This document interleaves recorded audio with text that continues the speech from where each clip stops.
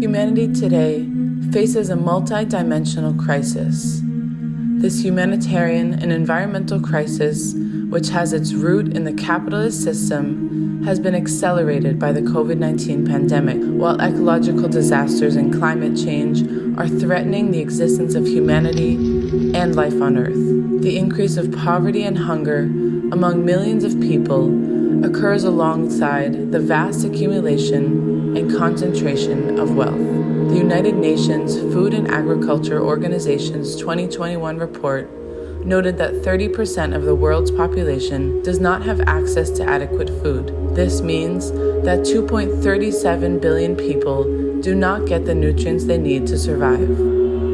COVID-19 has not only cost millions of lives across the world, but the acute pressure the pandemic and lockdowns have put on the global economy has resulted in a massive increase in unemployment, disruptions to the food supply, and a decline in aid. Right now, 11 people are likely dying every minute from acute hunger, now outpacing COVID-19 fatalities. During the pandemic, agribusiness companies and corporate lobbies worked to capture spaces of democratic global governance. Citing worsening hunger, some called on governments to lift the ban on the use of GMOs. Big businesses took advantage to work with policymakers to relax laws that protect natural resources. Meanwhile, the majority of small peasants who produce 70% of the world's food in harmony with nature are living in poverty and hunger, with scarce access to land, home, or healthcare. The people remain at the margins, while the state and big business work together to use our planet's rich resources to accumulate wealth instead of sustaining and supporting the people.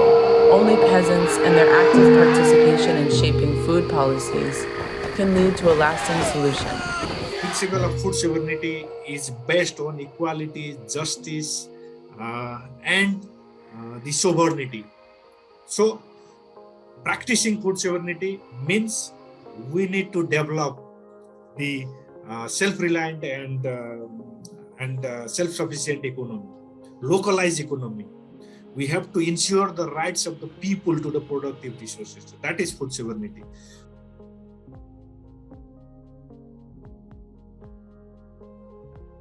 E há também uma necessidade de se discutir o acesso à terra, o acesso às políticas públicas de produção e o acesso à semente.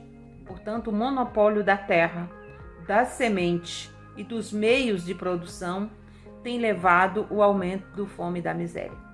E, portanto, é fundamental discutirmos cada vez mais a soberania alimentar, como direito dos povos de decidirem sobre a sua produção, o que produzir, onde produzir e o que fazer com a sua comida. Women peasants have central role in agriculture. We have to realize that. For the last many years, women are playing very important role in the agriculture, and due to the neoliberal policies, we know what's happening. Neoliberalism is destroying the local economies. It is impacting the rural livelihoods. It is grabbing the resources. That's why many people from the rural area, they are displaced. Many are migrating into different areas. So it's mostly the women peasants who are sustaining the agriculture in rural area, mostly in developing countries. So we have to realize this scenario, this situation, and we have to address this feminization of agriculture. That means female having the prominent role in all regard of the agriculture today. So our organization is prioritizing the participation and engagement of women peasants in the decision making role in our organization.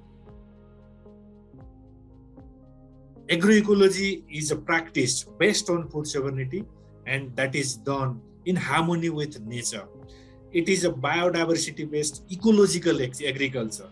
That's why in practicing agroecology, in practicing food sovereignty, we are not only conserving the environment, we are not only conserving the biodiversity, we are also helping the farmers, helping the people to adapt with the climate crisis. Actually, we say that peasants agriculture cools the planet. So I think food sovereignty, the practice of food sovereignty guarantees the agrarian transformation, the rural transformation and sustainable development of agriculture.